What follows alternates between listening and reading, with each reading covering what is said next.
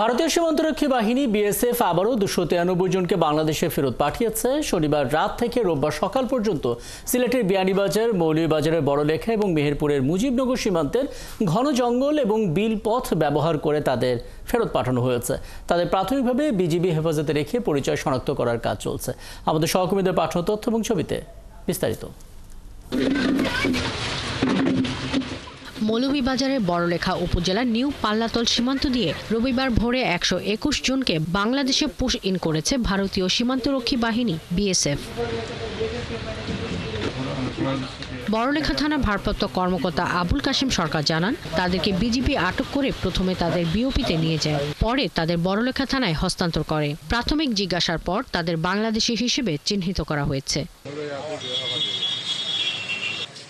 সিলেটের বিয়ানীবাজার উপজেলার 9 গ্রাম সীমান্তে শনিবার গভীর রাত থেকে রবিবার ভোর 8টা পর্যন্ত পুশ ইন কার্যক্রম চলে। সীমান্ত পার হওয়ার সাথে সাথেই বর্ডার গার্ড বাংলাদেশের সদস্যরা 32 জনকে হেফাজতে নেয়।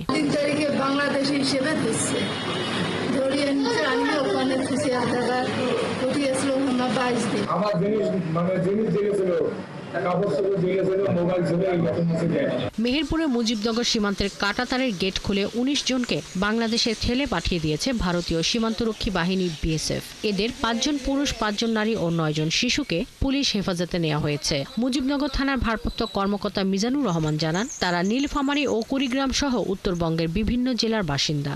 বিআরটিসি বাস কাউন্টারে অবস্থান করার সময় আমরা গোপন সংবাদে জানতে পারি আটক করে থানায় নিয়ে আসি।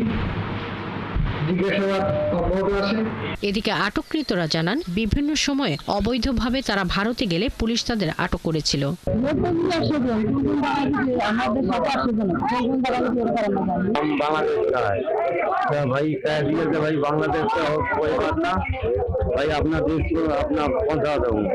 এদিকে ব্রাহ্মণবাড়িয়ার কসবায় ভারতীয় সীমান্তরক্ষী বাহিনী বিএসএফ এর গুলিতে আহত হয়েছে 2 বাংলাদেশি।